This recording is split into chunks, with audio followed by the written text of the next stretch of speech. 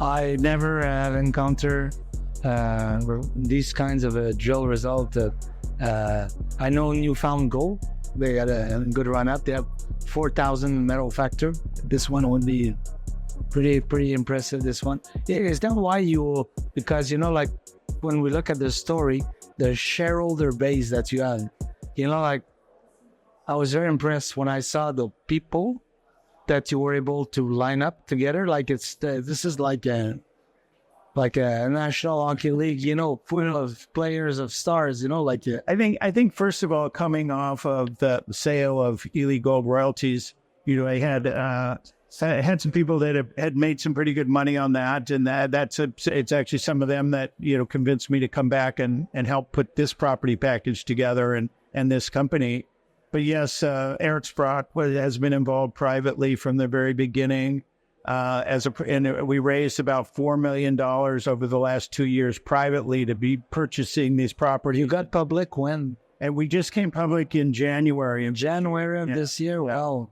So we did that through an RTO, and in the RTO, we raised another $5 million. So for the IPO, there was what, $8 million raised? Pardon me? How much was raised for the IPO? About $4 million. Oh, $5 million in the IPO, yeah. Okay, good.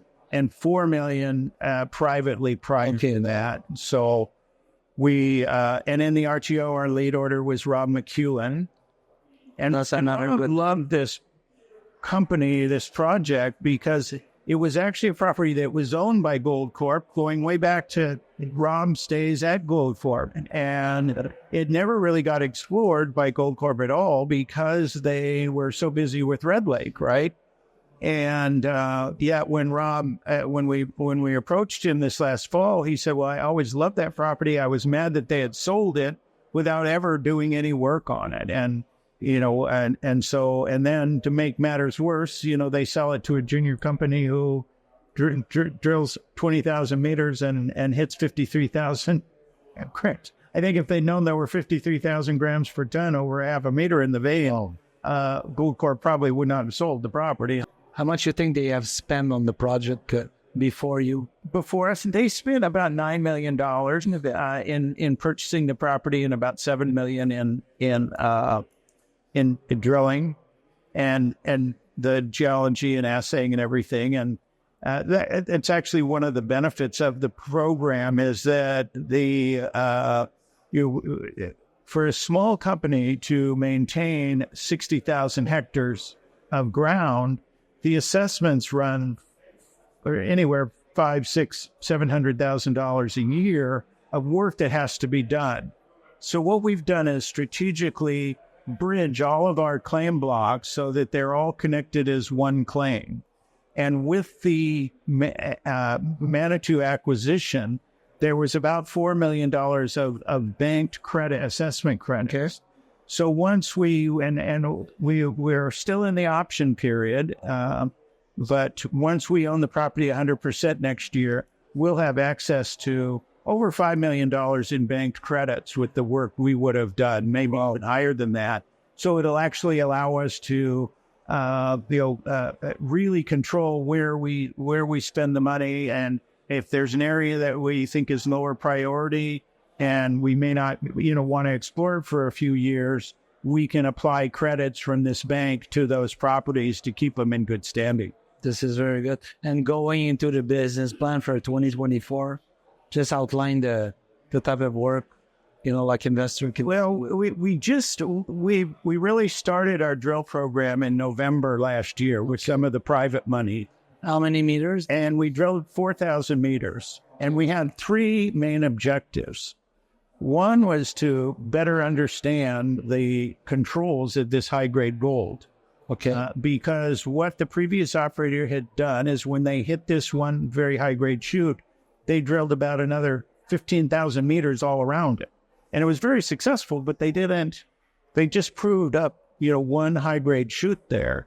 And we wanted to figure out what controlled that high-grade gold in this system, and then expand the footprint from this one high-grade chute, which is about 200 meters by 200 meters, and there's actually 3 parallel vein systems there. So we wanted to expand and try and identify more of this high grade on the other 2 vein systems and extend the strike length. So in the 4,000 meters, because the gold is so near surface that we our average hole, well, we drilled 28 holes for 4,000 meters. So about 125, 30 meters per hole. We did drill a couple of deeper 200-meter holes, but on average, it was probably 130 meters. And so we were able to. We first drilled in that high-grade chute. They identified what they thought were the controls.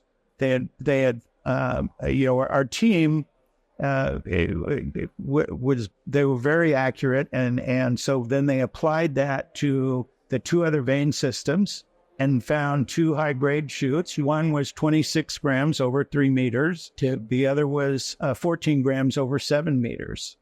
And then they stepped out to the south to expand that footprint and identified another high-grade chute to the south. So we were very successful with that drill program. And, I might point out that not only have we put together an outstanding property package here, but our technical team is 2 very smart women that both Maura Kolb, who's our president and heads up our exploration. She worked at Red Lake for about 8 years, and 5 of those years she ran the exploration program at the Red Lake mine for Gold Corp. And Anna Hicken, who is our VP of exploration, was Anna's number 2 at Gold Corp. Mm-hmm. And they have very complementary skills. Maura, a structural geologist, which is very important in these systems to understand the structure of the geology. Do you think it's the same geological context as a treasury or dynasty? It's on the same contact, the main deformation zone. It's called the Manitou-du-Nord deformation zone. And that's what we have strategically controlled, that deformation zone. It's been compared to the Porcupine-Dester Fault in Timmins. And, like on the Porcupine-Dester, you have to be close to that contact of that deformation zone. So Treasury is off it a bit, and that's why they're in the lower grade material. We actually have property in the high grade zone right up neighboring Treasury. But we've focused staying within a kilometer of that main deformation zone and then focusing on the cross structures that are coming in. And so Kenorland is on one of those cross structures. Dynasty Gold is doing some drilling there, been very successful on one of these cross structures. Dynasty is to the south. They're a little bit, mostly to the east of us. East of us, yeah. They're on the same cross structure that Kenorland is now has most of that ground. And Dynasty has a very small little footprint there, but a very interesting property. So we know 2 things, that we have high-grade gold occurrences and either in ground samples for drill holes or historic mining along the full 50 kilometers of strike on that deformation zone. Oh. And that was the D2 event. So that was the actual cross sections happened earlier, and we know are mineralized. So the key here is, and why it's so much like Red Lake, is that it's where these cross structures come into the main structure, and when where there's the folding of the geometry of the geology there, that's what makes the traps and where you get the really super high grade gold. What I'm realizing here is that the way you are explaining to us, it makes us believe that yes, you really do understand what you are looking for, and this is very, very particular and very important, because this way you will strategize your drilling program and probably bring to the market result that